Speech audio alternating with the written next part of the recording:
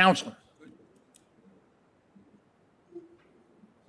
did you really say that Justice Kavanaugh was a morally bankrupt person?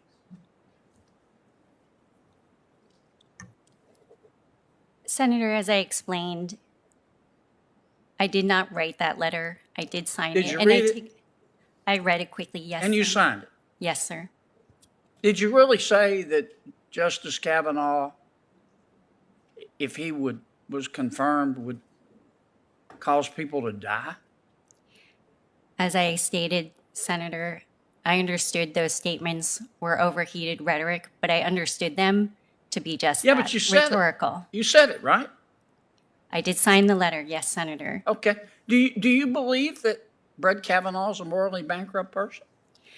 Senator, sitting here as a judicial nominee, it is not appropriate for me to comment Do you believe personally that? on Well, you any said justice. it. You said it. Do you believe that he's a morally bankrupt person? Senator, it is not appropriate for me Why to not? comment. You said it. I understand. Senator, I am giving you extra time, but can she be allowed to answer? Sure. I just want an answer. I agree that she should answer. You're not going to answer my question? I believe I've answered it to the best of my ability. Honestly, Senator, I respect completely the confirmation process and the authority of Justice Kavanaugh and every Supreme Court justice. But this is real simple. You said just a few years ago, you weren't in law school, you weren't in college. You said Brett Kavanaugh is a morally bankrupt person. It's clear as thunder on a summer night. Now, you're under oath. Do you believe he is or not? How hard is that? You'll have much harder questions as a federal judge if you make it that far. I appreciate the question, Senator. As I stated, those statements were rhetorical advocacy that I signed as an alum addressing my law school alma mater. I did not. Well, let me ask you about this rhetorical advocacy. Does rhetorical advocacy mean you said something, but now that you've been nominated, you're scared that you can't get the votes, so you're going to try not to answer the question? Is that what rhetorical advocacy means? What is rhetorical advocacy? The moment that changed the hearing. This hearing started like many others, formal, procedural, predictable, but within seconds, it turned into one of the most uncomfortable confrontations in recent confirmation history. A senator zeroed in on one issue, passed comments about Justice Brett Kavanaugh. What followed wasn't just questioning, it was a political and personal showdown that raised serious questions about bias, credibility, and judicial independence. Is it a lie?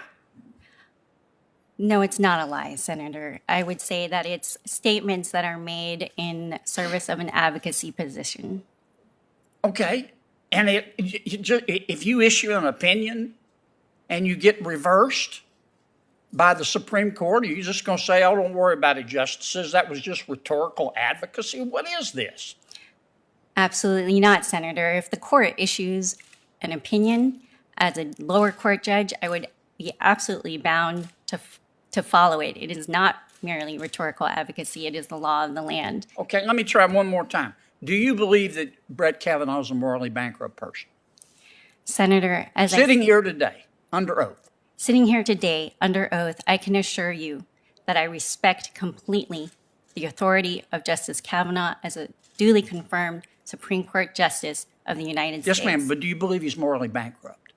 Senator, as I stated, I respect his authority and the authority of every Supreme Court Justice sitting on our court. Yes, ma'am, but do you believe he's morally bankrupt? My personal opinion is not appropriate for me to say. I respect his authority as a Supreme Court So Justice. you think he as I is do morally for- bankrupt? I did not say that, Senator. But you signed a letter saying he was morally bankrupt. Several years ago, as an alum addressing my law school alma mater, I did sign a letter that I believed was addressed only to my law school administration. Oh, you But didn't sitting think here it would today- be public? I did not understand that it would be used as a public advocacy piece. No, Okay. I believed it was only addressed to my law school administration. And you signed that because you wanted to show fidelity to your alma mater, Yale Law School? I signed it, Senator, at the time because I felt that it was an appropriate statement to make to my law school administration, notwithstanding the overheated rhetoric. But sitting here today as a judicial nominee, what I want to assure you is that as an advocate, as a litigator, as a neutral adjudicator, and as a judge, if confirmed, I would absolutely respect the authority of every Supreme Court justice and all of its precedents without reservation. See, I don't believe you. I think you allowed your political beliefs to cloud your judgment. And I think you said a few years ago what you said about Brett Kavanaugh, and I think you believe it. And I can't imagine what it's going to be like to be a litigant in front of you with that demonstration of lack of judicial temperament and judgment. How can a litigant possibly think that you're not going to act on personal beliefs if you were so intemperate to say something like this? Last question. Are you proud of the fact that Yale Law School has a quota system limiting the number of Asian Americans? Have you ever written a letter about that? Or does that not, where does that fit in your socioeconomic view of the world that you think everybody else should adopt and you will impose if you're in a position of power?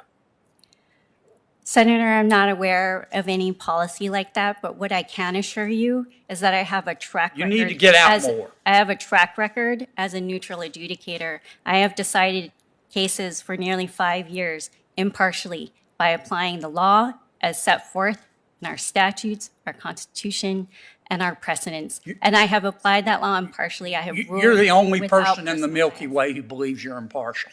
Mr. Chairman, I'm done, Mr. Chairman. Well, yes, you are. Why this exchange matters.